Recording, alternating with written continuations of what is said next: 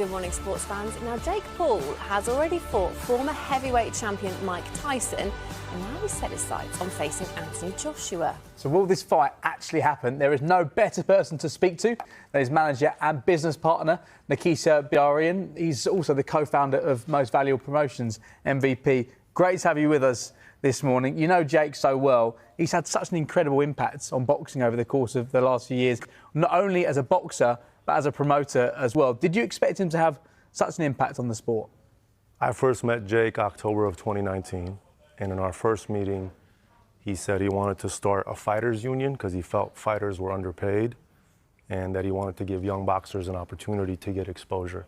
So I knew he was a different breed from the age of 21, 22, and I knew we'd have a major impact. I didn't think it would be this quickly. We started MVP 4 years ago, August 29th, so a month from now, and it's been a phenomenal ride, and a lot of it is due to him. In terms of his fighting record, it's a good one, isn't it? He's just beaten a former world champion. He's now being talked about as an opponent for Anthony Joshua. Can that fight happen? I think the fight can absolutely happen. I'm looking at it as Jake versus Joshua, which is quite biblical and it's quite impactful in many ways. If you look at Anthony Joshua, I think he is 28-4, if I'm not mistaken, and 2 of his losses are against Alexander Usyk. Usyk weighed in at 220 pounds for those fights. Jake is not Usyk, a lot more years of experience needed to get to that level, but Jake walks around between 208 and 210, and he fought Mike Tyson at 228 pounds. So I think size-wise, we can get comfortable with it, and I think experience-wise, Jake is learning very fast and growing, and Joshua is a little long in the tooth. So it could be a very interesting matchup, and we're actively discussing it with Matchroom. In terms of those active discussions, how far have things progressed? Is it something that you can see happening next for Jake and for AJ? I think we're looking at it happening in Q1 of 2026 is kind of the current discussion. I think it's public that AJ was taking a little time away. I think he had a little surgery. So once he's ready and once Jake is ready, we're going to squarely focus on that. There are some concerns, aren't there, within the boxing world about Jake fighting someone as powerful as AJ. How much of a worry is that? We saw what he did to Ngannou. So power is obviously the last thing to go. So obviously AJ has a ton of power and he's still fairly young. Mike Tyson, much more vicious of a knockout artist than Anthony Joshua, much older than AJ, but that was a risk that Jake was willing to take.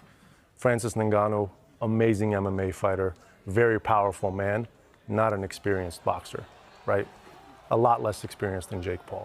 So if people were comfortable with Francis getting in there with AJ, Jake, who is now 13 fights in, plus 1 amateur fight, a lot less than AJ, but much more than Francis Ngannou, I think we're very comfortable with it. Ultimately, it's not a fight that I want Jake to do. It's a fight that Jake wants to do. And that's a discussion we've had at length. And he feels very confident about where he is in his career and his chances of upsetting Anthony Joshua. And what's driving him to want to take on AJ and prove himself against a global superstar? 2 priorities for Jake Paul in his career. One is becoming a world champion. And if you look at what he's done in 13 fights, he's set himself up nicely to be able to achieve that. And 2 is to do massive disruptive events that bring global attention to the sport of boxing. A lot of people criticize Paul versus Tyson on Netflix. But guess what? Biggest fight since the days of Muhammad Ali in terms of eyeballs for the sport. What did that result in? Taylor Serrano on Netflix, global headline event for women, right? Biggest moment in women's boxing history was a result of Paul Tyson. Manny Pacquiao just came back and he fought Barrios. Manny Pacquiao at age 46 looked pretty good. Barrios' last fight, Paul versus Tyson on Netflix, gave Barrios the platform to command the ability to fight Pacquiao. So we're going to continue to look to do things that are disruptive, that are different. And boxing in the UK, unbelievable fan base, right? I believe it's the 2nd most popular sport. I wish that was the case in the US. But Jake does a phenomenal job of bringing in the mainstream audience into boxing events, and that's what we want to continue doing. Talk about disrupting the sport and getting those eyeballs on it. Jake versus AJ, or Jake versus Joshua, as you call it, at Wembley perhaps sounds pretty good to us. Would that be the dream venue for a fight like that? I think we're looking at multiple options. Wembley's definitely a possibility. Jake has said he'd like to do it there. He likes the idea of going in and hearing 90,000 people booing him. He kind of feeds off of that. But we're looking at the U.S. Obviously, Saudi Arabia is also an option. The Middle East is an option as a whole. but we want to do it in the most impactful way possible. And in terms of Jake's impact on women's boxing, I interviewed him before that first fight between Katie Taylor and Amanda Serrano, an incredible trilogy. We saw the third fight very recently, two remarkable fighters.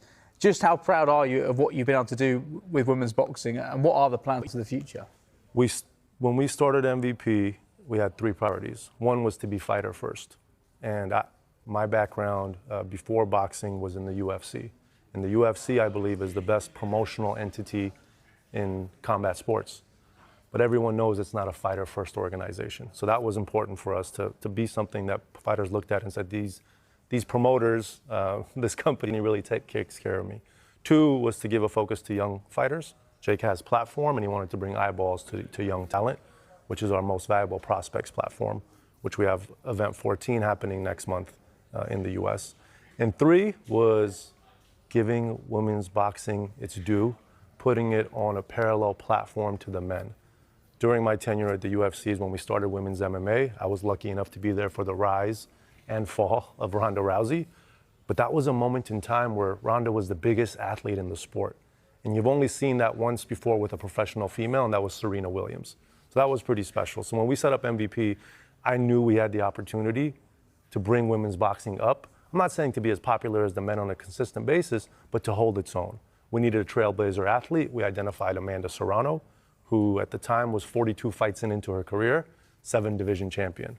And now she's 52 fights into her career, 10 fights with us, and they just headlined Madison Square Garden for a second time and set records. Yeah, you're also showcasing some top UK fighters as well, Savannah Marshall, Ellie Scottney, Chantal Cameron. How confident are you can take women's boxing in this country as well to the next level? Well, I'm super excited to announce that on the show we have signed Terri Harper as well. Terri, the first 3-division female champion from the UK. She has fought in 5 different divisions, 20 fights into her career. And when I look at when we met Amanda, 7-division champion, 42 fights into her career, and we skyrocketed her profile, her potential, and what she was able to achieve, I look at Terri as having the same ingredients, right? Just a phenomenal story, like Amanda, not a ton of amateur experience, but she's shown that she could be a champion at different weight classes, and we think the future is very bright for her and the rest of the UK. Ellie Scottney, undisputed champion, is our goal in the next 6 months for her. I'm so high on her in terms of her becoming the face of boxing, not just for the UK, but globally.